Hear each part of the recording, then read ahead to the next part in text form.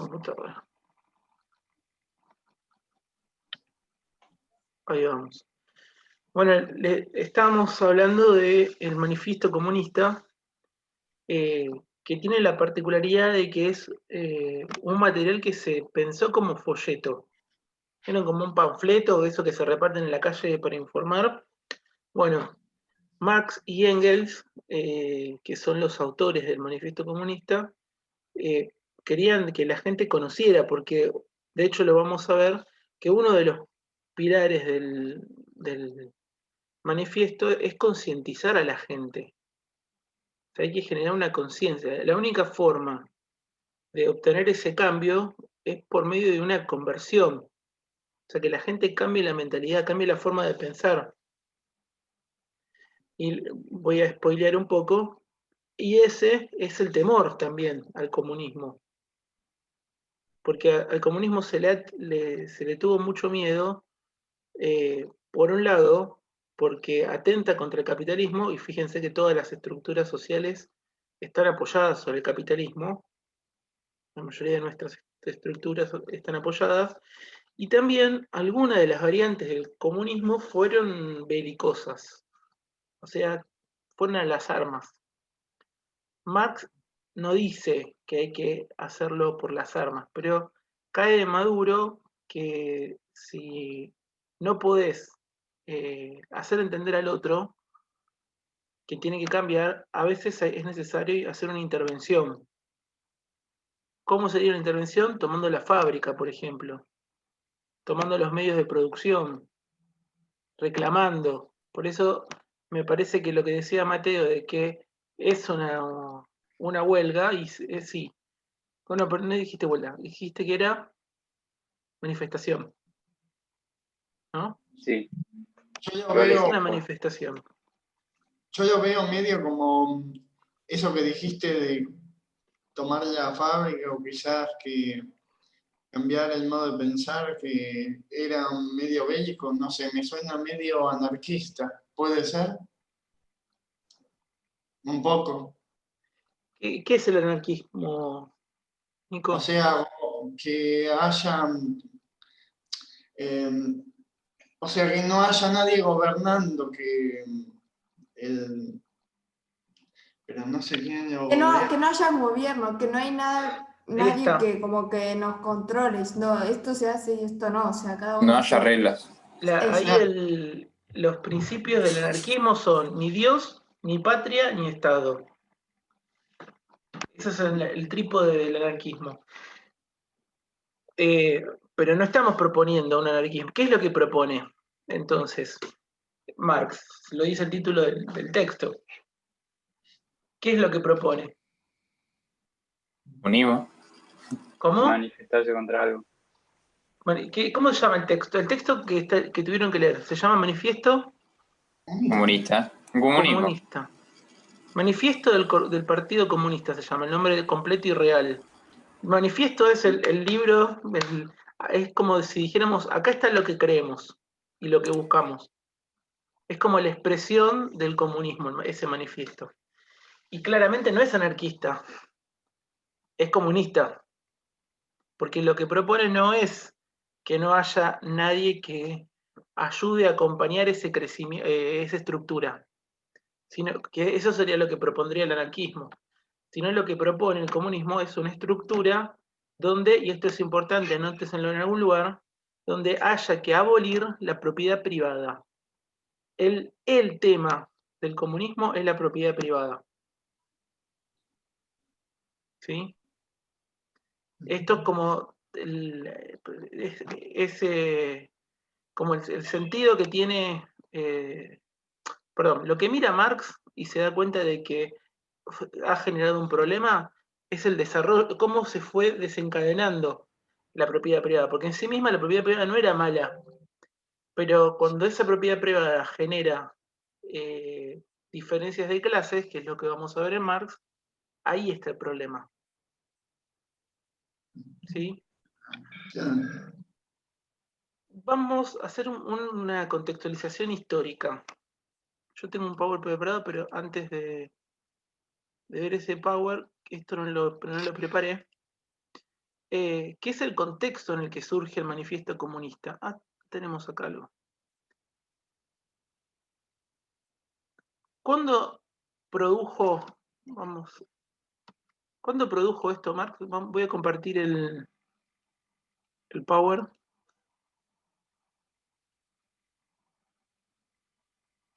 ¿1008 algo? Ahí está. Bien. Está mal armado esto, ¿eh? Fíjense, en 1800, ¿qué ha pasado en el mundo en ese contexto? Ahí el Power lo dice, ¿eh? La revolución industrial. Sí. ¿Y qué fue la revolución industrial? Esta es una pregunta de historia, pero necesitamos saberlo para poder entender qué le estaba pasando por la cabeza a Marx en ese momento. Y las fábricas en ese ¿Qué momento. pasó con las fábricas? Que Muchas horas de trabajo. sí, y que las personas del campo se iban a trabajar en las ciudades para trabajar en fábricas y le pagaban muy poco y no tenían muchos derechos, que digamos. Excelente, Martu. Ese es uno de las complejidades que trae la revolución industrial, es este cambio social. Una migración del campo a la ciudad y genera distintos estamentos sociales. Es decir, que cuando la persona del campo se va a vivir a la ciudad, empieza a participar de otro tipo de cultura, que es la cultura del trabajo. ¿Sí? Que ya no es en el campo, la persona era dueña de sus propios bienes. A lo sumo trabajaba el campo para otro, pero podía decidir y el lugar donde vivía, es decir, la medición del tiempo, cuánto tiempo trabajaba, etcétera, etcétera, era propiedad de la persona. En cambio, cuando empieza a vincularse con una estructura de trabajo, que eran las empresas, empiezan a generarse estamentos, o sea, distintos estatus sociales.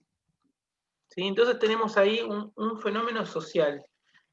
Nosotros, esto no lo dije antes, lo voy a resaltar ahora, que lo que nos interesa de Marx es la antropología. Recuerden que toda esta unidad es antropología.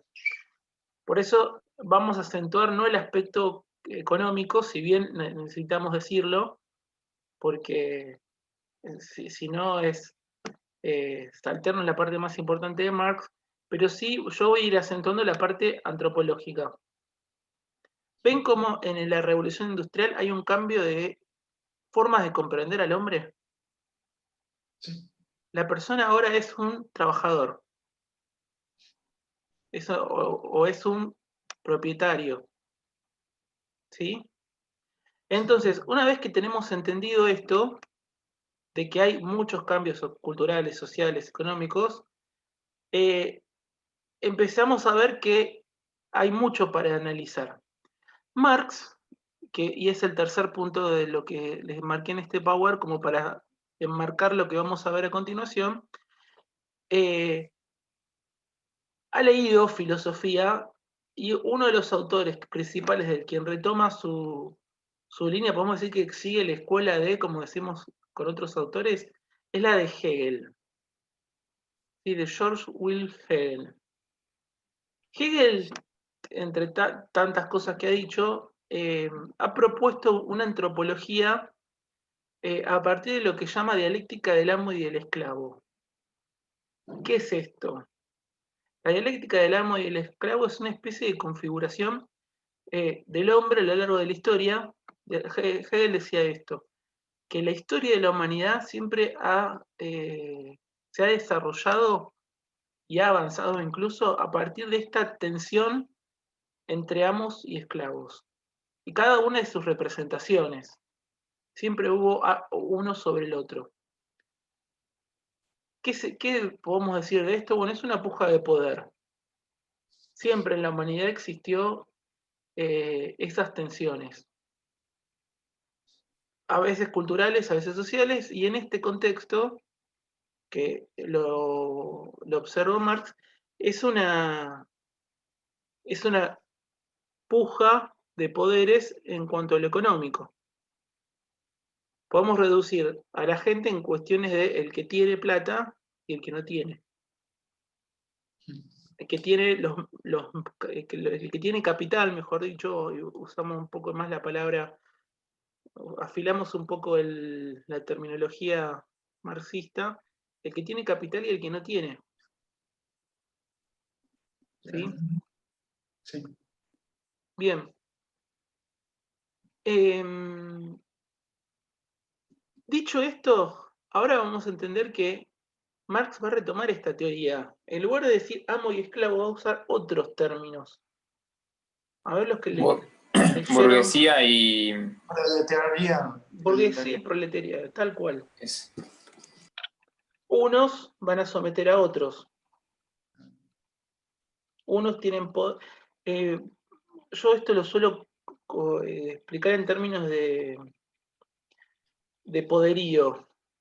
Voy a apelar un poco a la terminología de Foucault, que habla del poder, no el poder en tanto superpoderes o el poder en tanto, no sé, una adquisición, sino el poder como posibilidad. ¿Qué es lo que puede?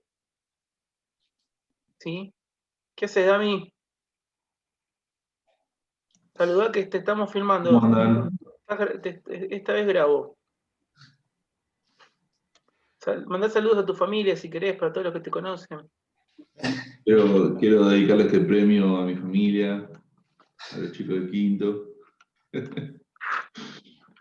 estás en la burbuja vos tampoco?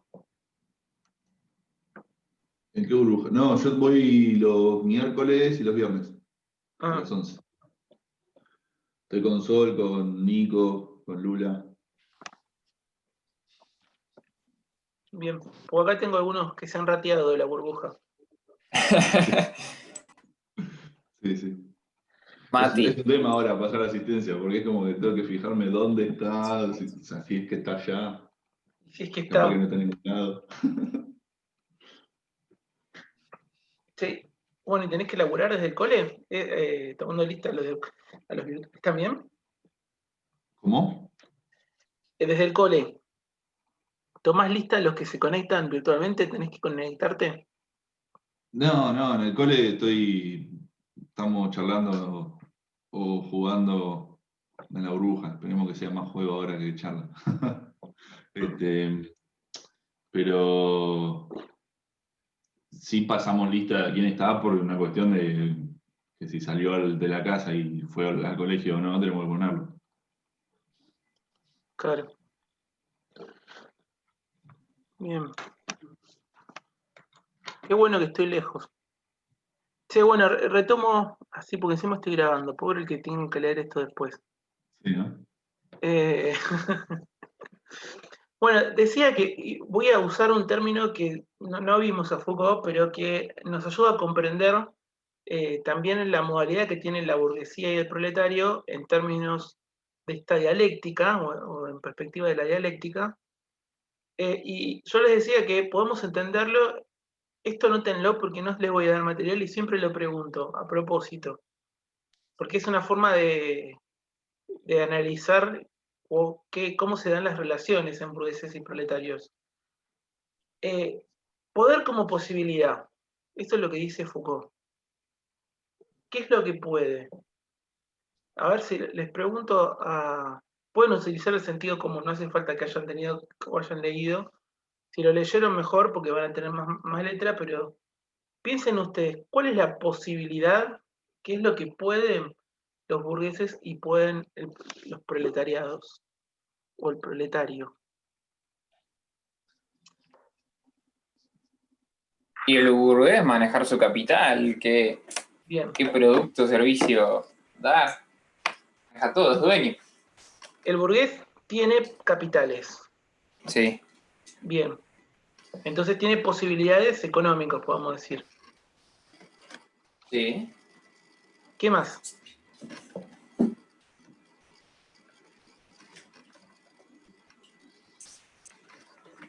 ¿Qué más En puede? cambio, tipo, los burgueses, en diferencia a los proletariados, como que los proletariados no tienen esa posibilidad, o sea, tienen que depender del trabajo que le da el burgués para poder subsistir, por así decirlo.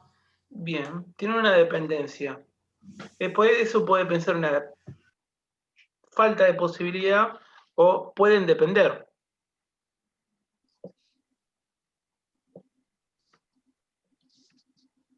¿Qué más? ¿Qué más pueden? ¿Quién? Cualquiera de los dos. Me saltaron, recién Martu me saltó de la burguesía proletaria, pero ¿qué más podría el burgués? Comer una hamburguesa. Porque es burgués. Ah, bueno. Puede hacer lo que quiera. Qué difícil. Es como que... Puede Tiene hacer lo como que su quiera. independencia, tipo al contrario del proletariado, tiene como su propia independencia y puede decidir qué quiere hacer y qué no. Muy bien, eso es clave. No, depende. Eso que acabaste de decir, Sol, es clave. Tiene la posibilidad de decidir. Puede optar. De hecho, el motivo por el cual se somete, volvemos a jugar un poco con el término de Hegel, amo y esclavo, la diferencia entre el amo y el esclavo de Hegel y el proletario y el burgués de Marx es que en Hegel el esclavo no podía decidir dejar de ser esclavo. Sí, aparte siempre, hasta el día de hoy sigue existiendo esto de que la gente burgués o la gente que tiene guita, como que puede decidir sobre qué hacer y qué no, mientras que el pobre o los proletariados, como que, o sea, no es que ellos eligen ser proletariados, es que como que la sociedad no nos ayuda a salir de esa situación. Exacto, a esa idea quería llegar, Martú. Si bien no hay una obligación como esclavitud, no es una esclavitud la relación laboral, pero más o menos, porque el proletario no tiene la posibilidad o no es suficientemente libre como para decir, quiero dejar de trabajar y lo dejo de hacer. De hecho, por eso especula. Y vuelvo a la posibilidad del burgués. El burgués puede decidir incluso jugar con el otro, jugar con el deseo. Esto lo dice Hegel también. Yo tengo, lo voy a proponer para entenderlo de otra manera. Es como si yo les dijera, tengo algo que ustedes quieren. Entonces yo puedo hacer que ustedes hagan lo que yo quiero, haciéndolos creer que les voy a dar lo que ustedes quieren. Supongamos que os voy a poner otro ejemplo. Este es el mate más rico del mundo. Y todos quieren mate. Entonces yo, para que ustedes tomen de este mate, los hago hacer cosas que ustedes no quieren, porque les interesa obtener el mate más rico del mundo. Bueno, igual si te pones a pensar, la escuela funciona un poco así. O sea, nosotros estamos esperando algo de los profesores, o sea, que nos den algo, una nota o aprobar la materia, y hacemos lo que nos dicen que tenemos que hacer. Pero eso pasaría... habla Martu. No, yo después. No, es cortito. Eso pasaría si hay poca oferta de trabajo, porque si hay mucha demanda y poca oferta, ahí podrían ponerle o bajar los sueldos. No sé cómo se manejaban en esos tiempos. No, pero o sea, sacando de lado lo económico y eso, o sea, hay como algo de, tipo, porque el profe dijo como, quieren algo, o sea, decían algo que yo tengo, ¿entendés? Y es como medio que estamos esperando algo del otro. ¿Sabes qué? Estoy pensando, Sol, y me estoy buscando. Hay un texto que leí muy interesante que está parado en ese planteo que acabaste de hacer, que la escuela, y voy a usar una palabra del Marx, que es reproducir, lo vamos a volver a ver esto, que reproducir significa generar una copia. El colegio Además, reproduce el sistema capitalista, dice Marx. Marx dice, en realidad lo que dice son los dispositivos de reproducción. Hay cosas que generan que estemos constantemente repitiendo y asegurándonos de que el capitalismo siga existiendo. Entonces, la escuela, el modo de enseñar en la escuela, sería como una especie de anticipo de lo que pasa en la sociedad. ¿Se entiende? Esto lo dice un autor que no me acuerdo y lo estoy buscando cómo se llama en este momento. Pero es cierto, digamos, esto de jugar con el deseo, de lograr tener algo que el otro necesita o quiere, y con eso lo someto.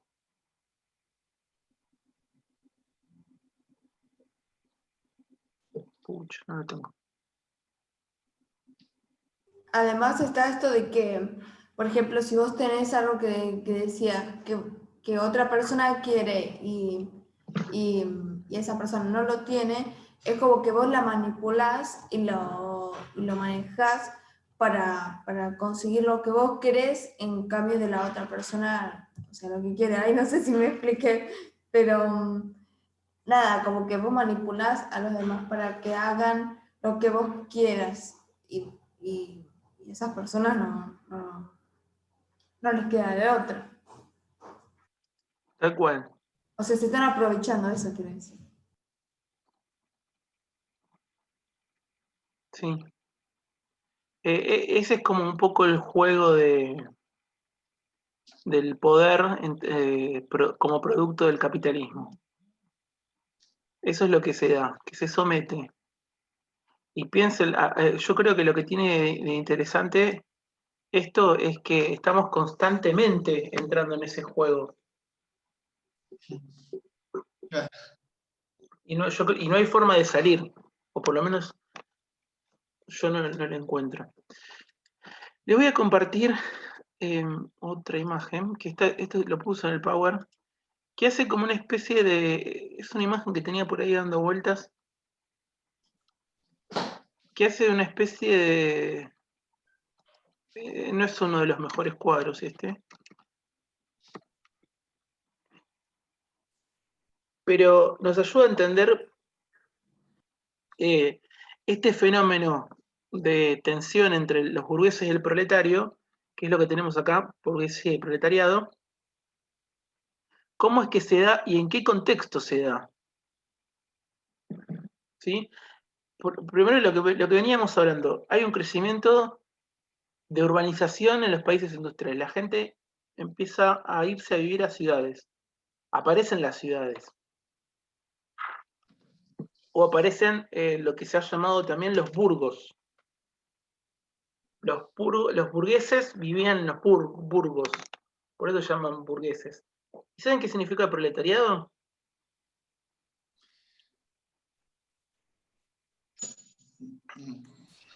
Pero, No. Proletariado viene de la palabra prole. ¿Saben qué es la prole? No. Los hijos. Los proletarios eran los que tenían muchos hijos. Siempre históricamente vieron que la condición de las familias que tenían muchos hijos habitualmente estaba visto como una clase baja. Lo único que tenían era el hijo. De hecho, un poco juega Marx con el tema del prole, porque con respecto al poder, que lo vamos a profundizar esto, pero con respecto al poder, lo único que tiene como poder, dice Marx, el proletariado es su fuerza de trabajo. Puede lo que él mismo da, que es su fuerza de trabajo. Como su nombre lo indica, también puede tener hijos. De hecho, en última instancia, esos hijos también se convierten en fuerza de trabajo.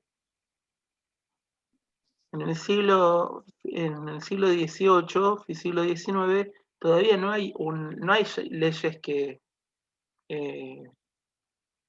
guardan a la juventud, a los niños, a las infancias, sino que todo lo contrario, todavía, de hecho, en las fábricas trabajaban todos. Si era de fuerza, posiblemente los hombres eran como los principales trabajadores de fábrica, y era un trabajo de fuerza. Pero depende de las tareas, todos iban a laburar. a las fábricas de prendas, por ejemplo, a las textiles, que también es una de las fábricas que más desarrollo tuvo, laburaban todos. Todo bicho que camina puede ir a lavar. Bueno, entonces tenemos como dos características. Uno es el desarrollo de la industria y por otro lado es el fenómeno de la urbanización. Que eso también genera, piensen que la vida en sociedad necesita dinero. O sea, ya el simple hecho de vivir en un lugar eh, te demanda tener una calidad una calidad de ingreso económico. En cambio, si vivieras en el cambio, ahí voy a poner un ejemplo. En el campo vos supuestamente tenés el lugar para desarrollar tu economía doméstica. Y no sé, si necesitas papas, te cultivas papas, y a lo sumo las cambiabas con el vecino que tiene la quinta, el campo de al lado, y no sé, le dabas papas y te daba una gallina, bueno, como una lógica distinta. En cambio, en la sociedad, entrar a la vida de sociedad necesita que vos aprendas a comercializar con la sociedad. Y el lugar donde vivís también habla mucho de la economía que se necesita. Y le decía ahí que iba a poner un ejemplo. Ayer me junté a tomar mate con una amiga que vive en Belgrano. Bien, Belgrano. Pero es pobre en Belgrano ella. Vive en Belgrano porque le prestaron un departamento muy lindo, ultra topísimo, de una familia que se fue y le dejó ella para que se lo cuide. Como ella necesitaba un lugar para vivir, se fue a vivir ahí. Me contó que se fue a comprar facturas, que se compró 2 facturas. ¿Cuánto le salieron las 2 facturas? 200 pesos. Y acá, no sé, voy al kiosco y la docena de facturas sale 120 pesos. O algo así, no sé, creo que estaba así la última vez que fui. Sí, eso es re común ya acá. ¿Por qué pasa Más eso? en También depende de la zona. las provincias Exactamente, en realidad. a esa lógica quiero ir. Que de alguna manera el lugar donde vivís te genera esos estamentos. O sea, para poder vivir en Belgrano necesitas más plata que para vivir acá. ¿Se entiende? Sí. Cuando iba acá estoy hablando de Varela, ¿eh? Ah, ¿Y eso es malo? No, solo lo que intento decir es como esto de las funciones urbanas, que el vivir en un lugar requiere como una cantidad de ingresos económicos. O sea, a lo que voy es, la vida de sociedad está ligada a la economía. De hecho, en el campo la gente no pagaba impuestos, en la sociedad sí, en una ciudad sí. Claro, pero ellos mismos eligieron ir a la ciudad. ¿Eligieron ir a la ciudad? no. No les queda otra. no le quedaba otra. O era ir a la ciudad, o era no conseguir trabajo y comer, no sé, nada. O sea, es como Claro. que la sociedad te obliga a trabajar y a conseguir la plata y a veces como que no te Y, alcanza, ¿no? y ya acá, pero ¿quién da el trabajo entonces? Obvio. Los que tienen los medios de producción, Ah, y bueno, el que puso toda la que puso la guita. tarasca. Claro. De hecho, esto es importante, pero así lo voy a tomar más de la sociología, que los primeros polos industriales, o sea, fíjense que muchas ciudades se armaron alrededor de una fábrica. O podía estar la fábrica en el lugar, en una ciudad, y la gente iba y se acoplaba a la ciudad, o la misma fábrica generaba una urbanización. Por eso también es como un fenómeno social. Y al armarse una ciudad, todo empieza como empieza a tener una relación ahí económica. Fíjense cómo se arman los circuitos económicos, porque la gente, bueno, hay una obra, un texto interesante, que creo que es de Borges, que es sobre los jornaleros. Jornaleros, no, jornaleros no. Ay, ¿cómo que estoy? Bueno, una forma de pago que se ha usado, sobre todo en las fábricas, es a cobrar la semana. Termina la semana de trabajo y se paga. ¿Sí? La semana podía terminar un día, aunque el día siguiente tenía que volver a trabajar. Porque piensen que el día de descanso se piensa, y vacaciones, es cosa de este siglo. Antes la gente trabajaba de solas todos los días, en un horario, pero no había una distinción de feriados o asuetos.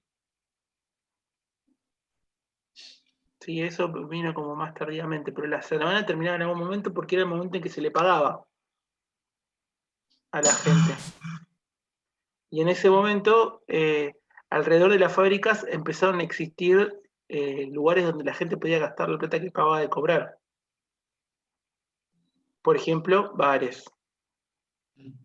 Por ejemplo, prostíbulos. Por ejemplo, almacenes, comida, tiendas de ropa, todo ahí pegadito a la fábrica, Alto marketing. para que la gente lo pudiera gastar apenas lo cobra.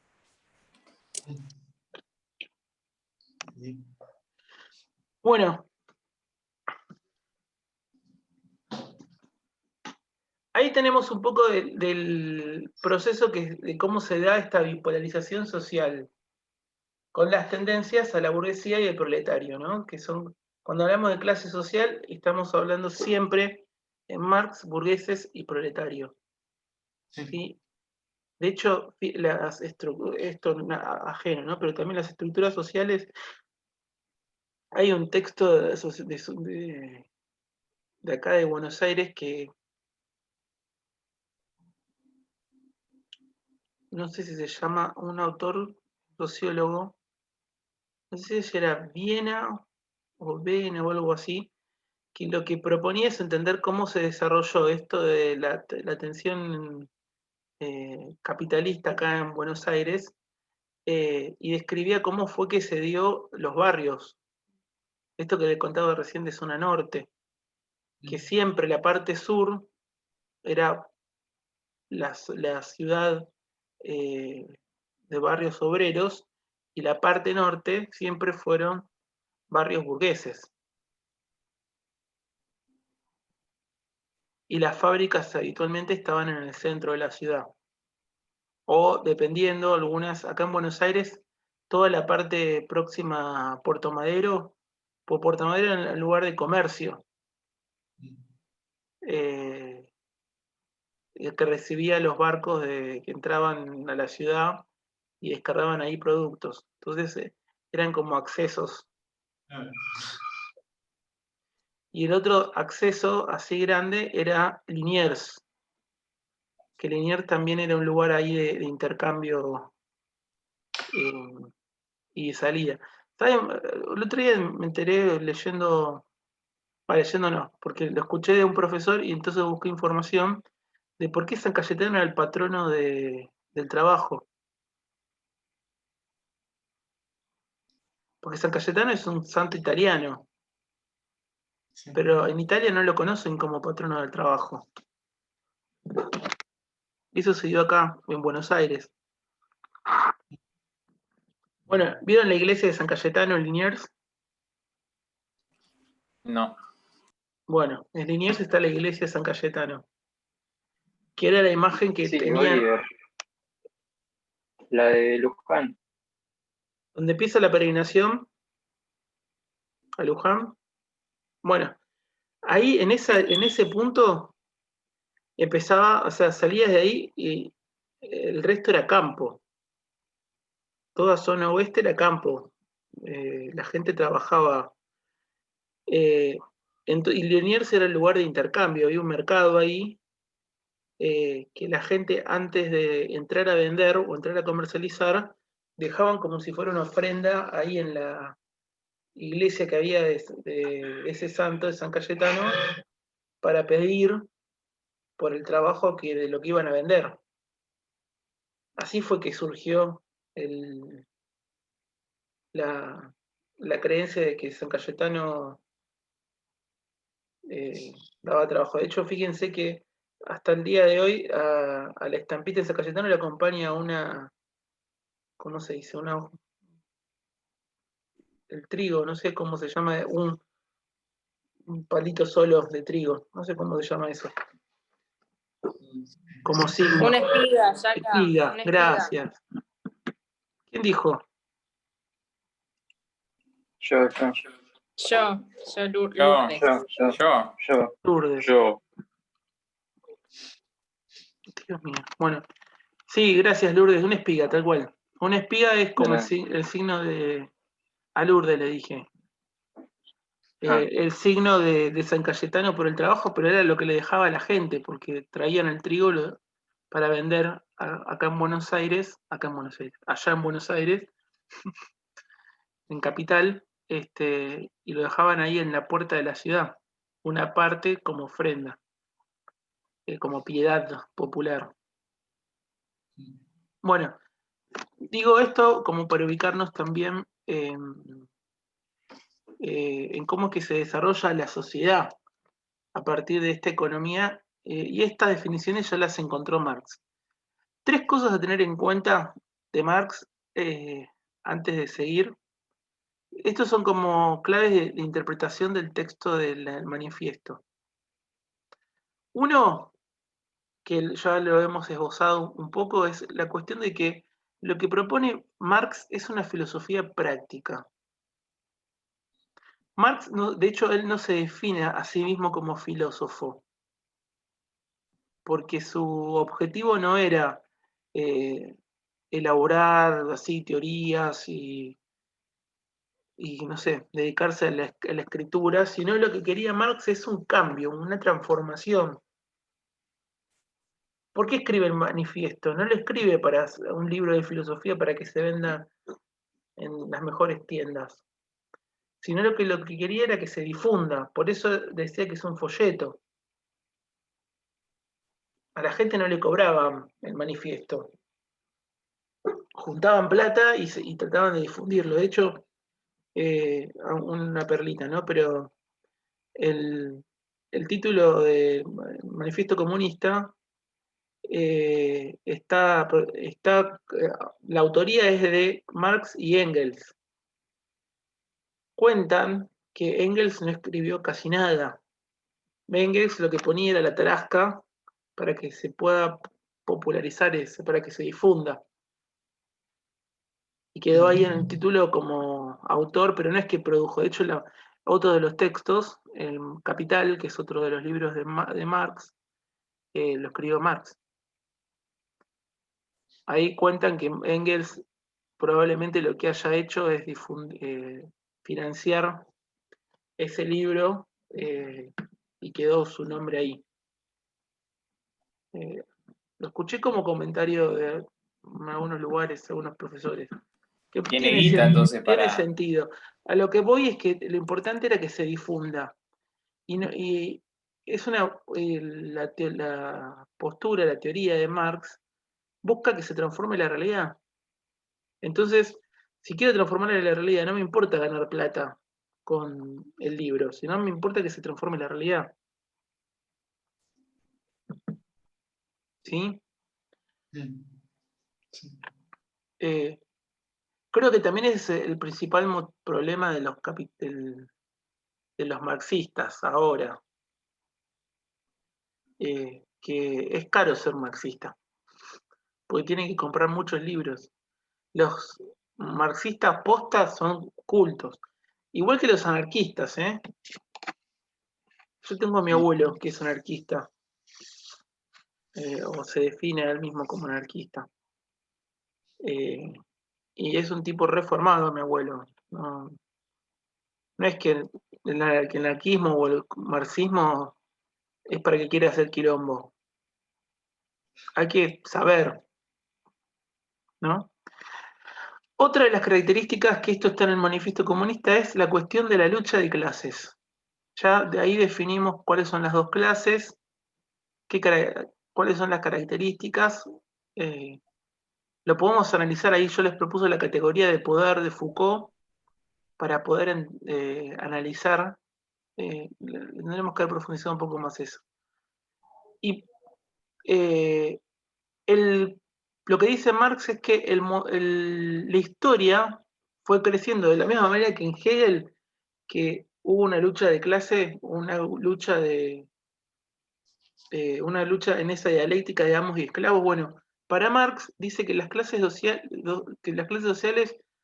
y esta lucha siempre es lo que han generado el progreso, el desarrollo social. ¿Sí?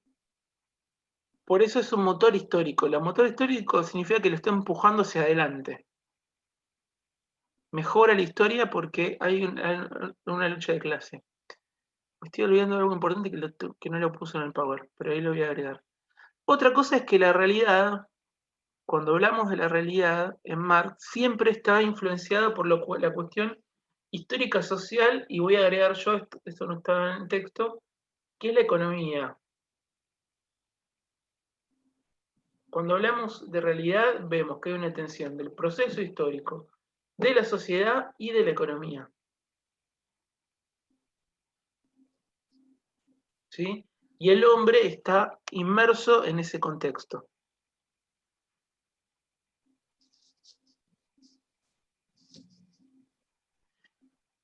Voy a ir a un concepto ahí. Bueno, me voy a desestructurar el orden fuera de lo que está en el podio, porque esto no lo agregué y necesito aclararlo. Tengo 10 mensajes. Son boludeces que dijo Lucha. Perdón. Ya acá. Sí. Mate. Pero para estar formado, ¿cómo hacían si no leían libros ni nada de eso? Los marxistas de la época de Marx se juntaban en lugares a charlar. Y la formación era la que se daba en ese contexto. Leían el manifiesto comunista, era el principal texto de difusión, y al mismo tiempo, para ser marxista tenías que leerlo. ¿Y qué otros textos importantes tenías que leer? Y posiblemente otros de la época. Bueno, recién les decía, Hegel es una de los acercamientos al marxismo. Marx leyó a Hegel y posiblemente sea uno de los textos de reflexión. ¿Sí? Con el tiempo se van agregando otros textos e interpretaciones. A mí en este momento no se me viene ninguno, porque hay un montón y yo un poco se los propuse. Tenemos un montón de filósofos que han releído Marx. Por eso a mí me parecía importante que ustedes lean algo que escribió Marx mismo, de primera mano. Después las interpretaciones las podemos sacar después nosotros. Y se puede decir cuánta cosa haya dando vuelta. Algo que me olvidé decirle, que así como conceptos así importantes de entrada, lo voy a agregar al Power, perdón, no estaba, pero ahora lo agrego, es la cuestión del trabajo. ¿Por qué es importante esto? Marx nunca dice que el trabajo es malo en sí mismo, pero por culpa del trabajo es que el hombre termina apresándose. O sea, el hombre va a trabajar a la ciudad.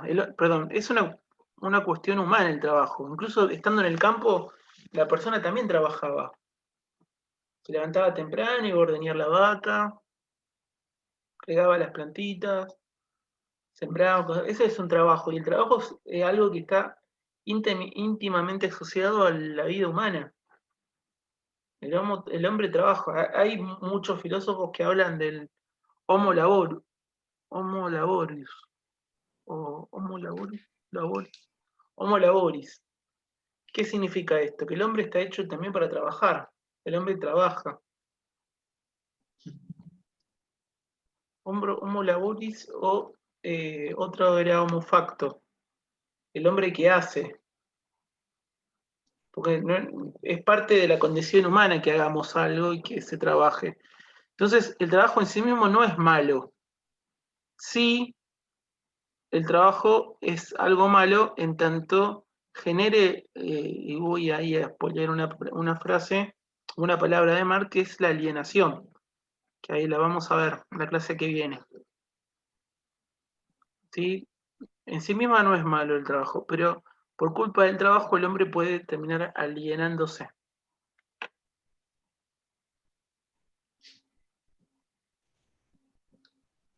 Cada vez que escucho esa palabra es como que alienación lo relaciono con el tema de como que te sacan o vos pensás, no pensás claramente. No sé, me hace pensar eso, pero no creo que sea eso. Perfecto. No, estás recontra cercano, Nico.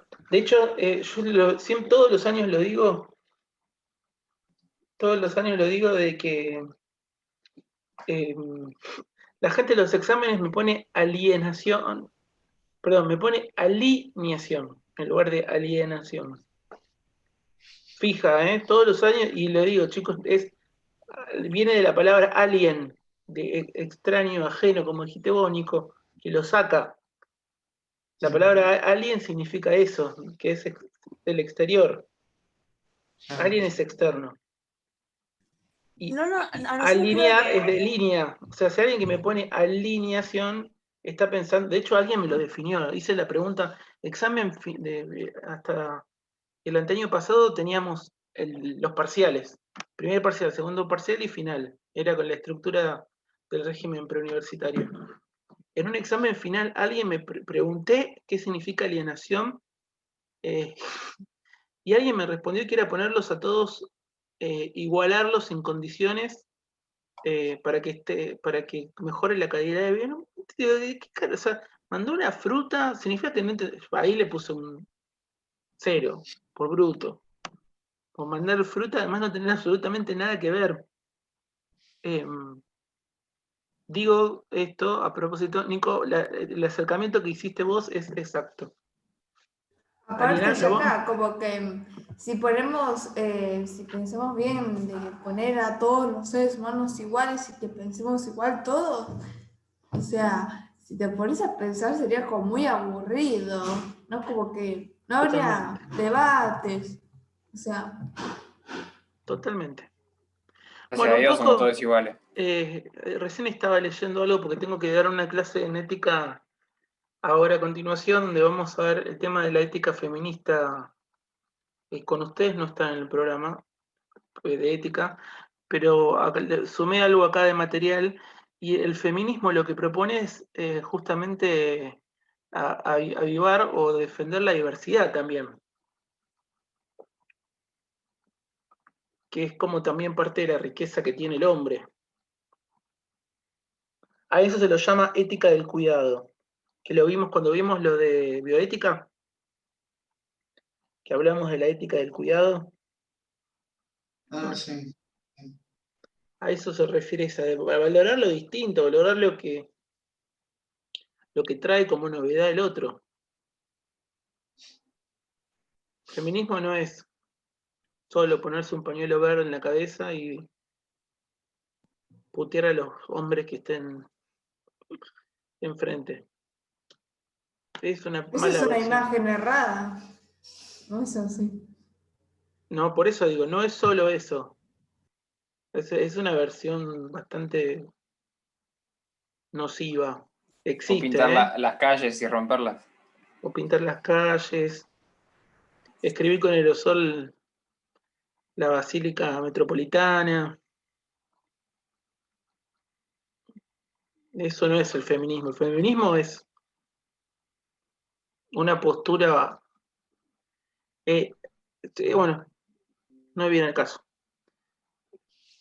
Pero bueno, hay mucha metida de la cultura que fomenta la diversidad, que fomenta el entender al otro como distinto y separarnos, que eso es lo más complejo. ¿Qué tiene que ver? Las paredes se pintan, pero las pibas no vuelven. Bueno, eso que acabaste de decir, Martu, es una mala interpretación del feminismo. Porque no estoy hablando de mujeres desaparecidas. Y el feminismo no es solo mujeres desaparecidas. Eso es una parcialidad. Lo que estás escribiendo No, ahí habla mucho más de eso. es una parcialización. Y yo que por eso mismo. Y me parece que es un despropósito. Obviamente, o no voy a poner en igualdad de juicio una pared pintada de una persona. Sobre todo, el feminismo valora más la persona, pero nada quita que haya que fomentar el daño de otro. Porque no hay forma de... Esa expresión que hiciste es una defensa de la violencia. Y justamente el feminismo real no estaría de acuerdo.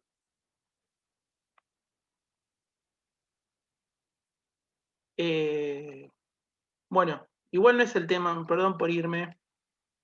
Caí en este tema porque lo tengo en la cabeza por algo que vamos a ver ahora en clase. Pero bueno, como para ir cerrando esto de Marx, vamos a seguir la clase que viene, nos vamos a meter un poco más en la cuestión de la relación del trabajo, por eso quería tomar este tema, de que el trabajo para Marx es algo positivo, porque es algo humano y necesario. Sin embargo, la forma de ingreso al capitalismo en Marx es por medio del trabajo. El hombre empieza a generar esa dependencia por culpa del trabajo. Lo que va a buscar a la fábrica es trabajo, va a buscar alimento en realidad. Pero el alimento se obtiene por medio del trabajo. ¿Qué es lo que tiene para ofrecer? De hecho, vuelvo a esta palabra que la dije recién y la subrayo, en cuanto al poder que tiene el obrero. Esta es una pregunta de examen, siempre la hago, así que agréguenla. ¿Cuál es el poder del proletariado? Su fuerza de producción, fuerza de trabajo. Puede hacer lo que tiene para ofrecer y por lo cual se vende a sí mismo es porque puede trabajar. Invierte su tiempo, invierte su vitalidad, invierte su salud para trabajar, para obtener alimento.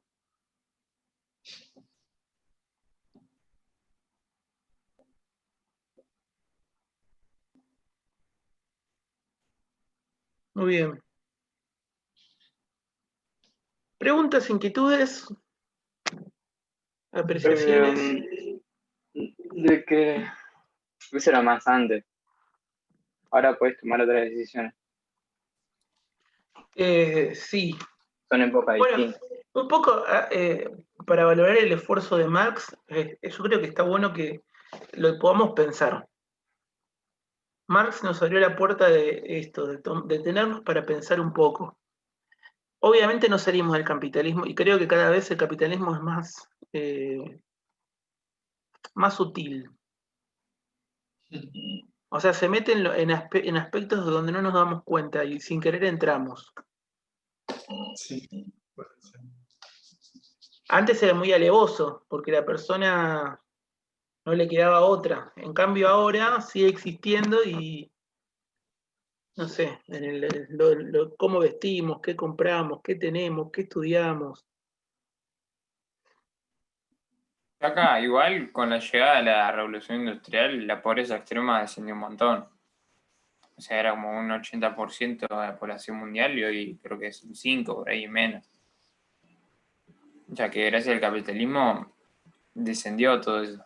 pues empieza a generar riqueza. Sí. Yo creo que cambió una lógica. Antes en la cultura urbana genera que haya más asimetría y es más evidente. Los pobres y también hay que reconocer que hay no quiero relativizarlo, ¿no? Pero la pobreza siempre es en relación a, porque ahora podemos decir que pobre es, no sé, alguien que no tiene WhatsApp, que no tiene un teléfono, y ese es pobre. Eh, y lo comparás con África, gente que está muriendo de hambre, eso es pobre. O sea, para nosotros en esta cultura, en Buenos Aires 2020, y pobreza también es no tener techo, ponele. O vivir, que el otro día, yo me metí en una villa hace un par de, creo que les conté, que hace rato que no lo hago, pero me metí en la Villa Inflamable ahí en Dock Sud, y entré a las casas de la gente, que su casa eran lonas de camiones y pallet, o chapas y cartones. O sea, las casas eran armadas así con cosas desechadas. Y a mí me impactó mucho porque la relación con la otra cara de la ciudad es el contraste de la pobreza. Y lo divertido es que habitualmente esos lugares están ahí a nada. Esa ciudad de Villa Inflán está a nada del centro de Avellaneda. El centro de Avellaneda es top. ¿No? Bueno, esa como el contraste. Yo creo que el problema es el contraste. Y ahora hay mucho más contrastes que antes. ¿Qué tipo de contrastes? Esos contrastes de la ciudad pobre de la ciudad rica. O la parte donde vive la gente con pocos recursos y donde vive la gente con muchos recursos. Igual Argentina es un caso donde hay muchísima pobreza. Claro. Más de los niños y Argentina más del 40%. Algo que me ayudó mucho a entender un poco el fenómeno del capitalismo son esas experiencias que todavía siguen vigentes de las tribus que son autónomas. Por ejemplo, no sé, en África, la cantidad de tribus que viven más inmaculadas del contacto con la vida occidental, le voy a decir, ayuda a entender que ahí no existe la pobreza. Viven en condiciones, en relación a nosotros, yo no podría vivir así, pero porque tengo otra estructura, pero para la gente que nació y se crió y tiene todo lo que necesita. Claro, es como que ya están acostumbrados a vivir así, o sea, crean sus propias cosas, no sé, quizás con paja o cazan su propia comida, es como cosas habituales para ellos. Claro. No es pobre en el sentido de que, porque fíjese que la pobreza es también no tener lo que necesito. Y ahora a lo que voy es, una persona acá en Buenos Aires no podría vivir como esa tribu. Porque acá por mínimo necesitas tierra. Necesitas, no sé, los árboles de fruta, necesitas los animales que crecen por el prado, no sé. En ese sentido, no tienen esa estructura. O sea, alguien no podría vivir así acá porque la sociedad se urbanizó. Y la estructura urbana no tiene esa posibilidad de que alguien sin recursos pueda vincularse. La única forma de existir en este mundo es con plata. Para lo que quieren es plata. Nos invaden los de AM. Como la canción de Price Tag de esta mujer, Jessie. ¿Cómo es? Jessie J. Yo soy Joy. No, no. Ah, Jessie J. Jessie J.